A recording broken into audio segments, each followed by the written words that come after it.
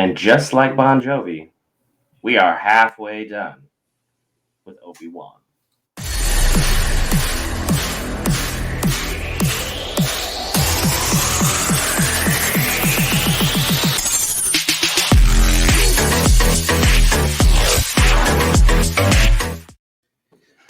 What's up, Geek Variants? We are back and we are here to talk about the episode 3 of Obi-Wan. And this one was definitely one to watch for me. Again, being new to the franchise in this, deeper aspect. And I'm having a lot of fun with this. So we're going to get into it.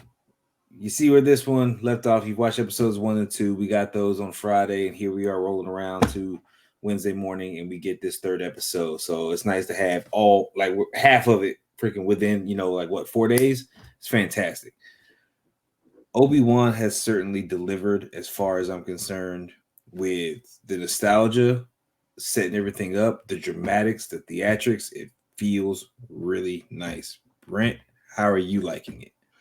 As a diehard Star Wars fan who, if you've seen the internet, we're picky because Star Wars fans, y'all need to stop doing all that crap. I see you bullying the actress playing Reva because she's black. It's stupid as hell. Get your crap together and stop bullying Leia. Whoever the actress is playing Leia, you're bullying her too. I see you guys. Don't do that. Star Wars fans are picky and we're toxic, like League of Legends fans. I'm calling you guys out too while we're here. But I'm loving this. I'm absolutely loving Star Wars and Obi-Wan right now. Star Wars fans, y'all going on the hate list. You're going over there, a big pile of donkey doo. Bunch of crap. Don't like it. The nostalgia's here. The Easter eggs are here. The soundtrack's delivering. Ewan McGregor is my guy. And I'm sure you were fanboying the entire time for the man on my hoodie. Good old Darth Vader. Man, the setup was nice. Like him getting everything together and coming out. I did not expect to see him as early as we did, like doing the things that he was doing. I wasn't ready for that. Like I thought I thought we were kind of leading up to that. They just got right into it, and it feels good because we're trying to figure it out. They're just trying to get going and figure stuff out. And I see that Obi-Wan is hesitant to use his lightsaber still. He's more, I'm on this blaster kick right now to kind of keep everybody safe, and he's very, he's not trusting. He's still trying to figure a lot of stuff out. And it seems like he's got a little bit of hope when I guess one of the other Jedis was mentioned who was sneaking out the younglings. I didn't catch his name. His name was Quinlan, and it's Quinlan Vos. He was a Jedi Master during the latter years of the Galactic Republic. He is ultimately, I believe, dead by the time we get to this point in the series. However, I still have to do a little bit more research on Quinlan. I just did a quick search just to see where he was at during this time period, because Quinlan Vos was mentioned during the Clone Wars that everyone's favorite Star Wars director, Dave Filoni, or it's otherwise Jon Favreau, did for the Star Wars Clone Wars series. And he's a very respected member of the Order. Well, it definitely seems like Reva had some notions. Maybe he was one of the ones that snuck her out or something like that. In the early, like I'm not sure. So there's some kind of connection. She looked like she had a moment there.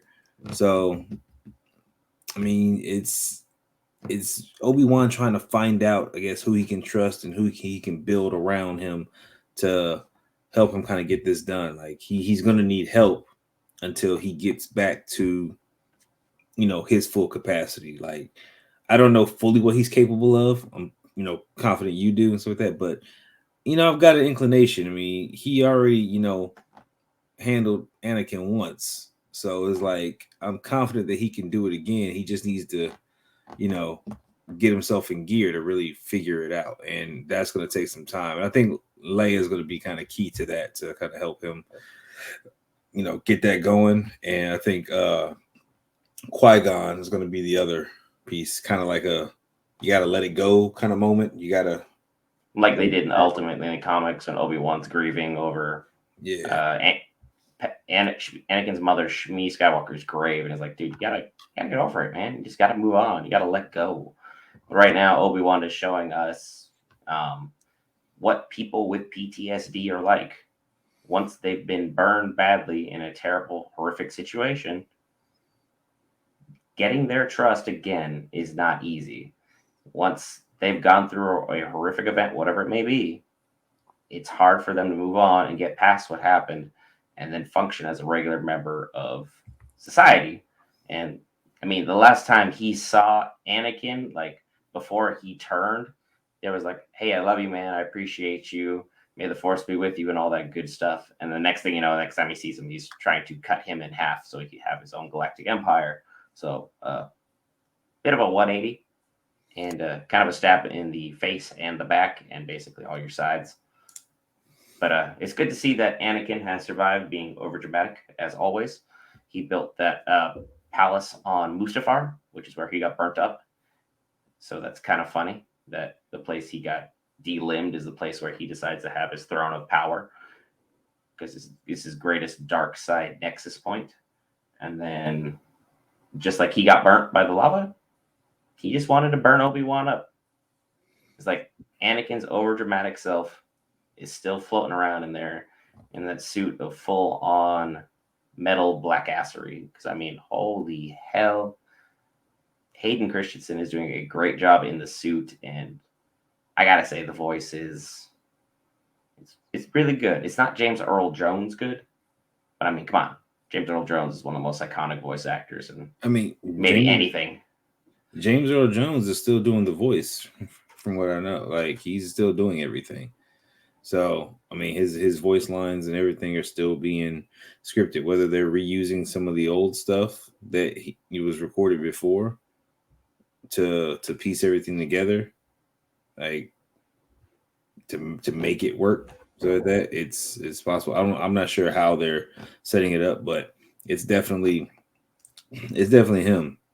So I think Hayden, we're gonna get more for the visuals and stuff. I think at some point, Obi-Wan and him are gonna have a confrontation, freaking maybe with the suit off or piece of the suit off, whatever. They're gonna get like some FaceTime, and we may actually, hear him speak without the respirator or something like that. But while he's in that suit, stuff like that, they have to stick with the iconic voice of James Earl Jones. Otherwise, you're gonna kind of get pulled from it, because nobody can mimic that freaking like that. Nobody can get that exactly right. Like, that is Vader. That is, because James Earl Jones is up there with Kevin Conroy and Mark Hamill as some of the more respected voice actors. You hear that voice, you know the character immediately. It's just, there's a connection to it. So hopefully this is James Earl and I was absolutely wrong. And it's, one of those late night, I'm tired, my brain's on, barely functioning, but still throwing out Star Wars trivia, because that's just what I do. That's what we do here at Geek Variants. That's why you guys hit that lovely watermark at the corner and subscribe to this channel, so you can hear all kinds of buffoonery that I do about my favorite franchise. Shenanigans. We all about the shenanigans. Hi, Tony. Hopefully you see this video. We said shenanigans. That's your trigger word. I mean, like I said, it's just fun. Other than that, I think the episode's really fun. So with that, we got the I like seeing what's his little stormtrooper. That was funny. Mm-hmm. But again, we got a little touch of red versus blue, and it felt good to see it. It felt good to have that nostalgia and this kind of coming back, because we know where it goes in the future. So them kind of putting it together and giving us a little taste, and I think we're going to get, I think towards the end we're going to get a lot more, because that confidence is going to be restored, that the power that freaking Obi-Wan has and the ability that he has is going to bubble back to the surface, and we're really going to get to see some more badass freaking fighting and stuff, and see how he's going to take him down or whatever, and or how the setup's going to be. I don't know. I mean, we know it's not going to be I'm going to kill you. So how they're going to put it together in the timeline to make everything fit, it's up in the air at this point. Again, you know more about timeline than I do, so I'm just here just like, give me 4, give me 5, give me 6. I mean, they will They will have a little probably tete-a-tete. Anakin in the back to tank that we saw in the first 2 episodes did not have a certain scar across the top of his head in this particular area.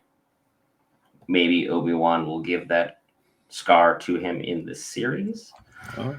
But time will tell. They may not get it directly shot for shot, which, I mean, I wouldn't be all that upset about. But I'm just very, very happy with what we got through the first 3 episodes. Ian McGregor is out here killing it. The actress who's playing young Leia would make Carrie Fisher very proud.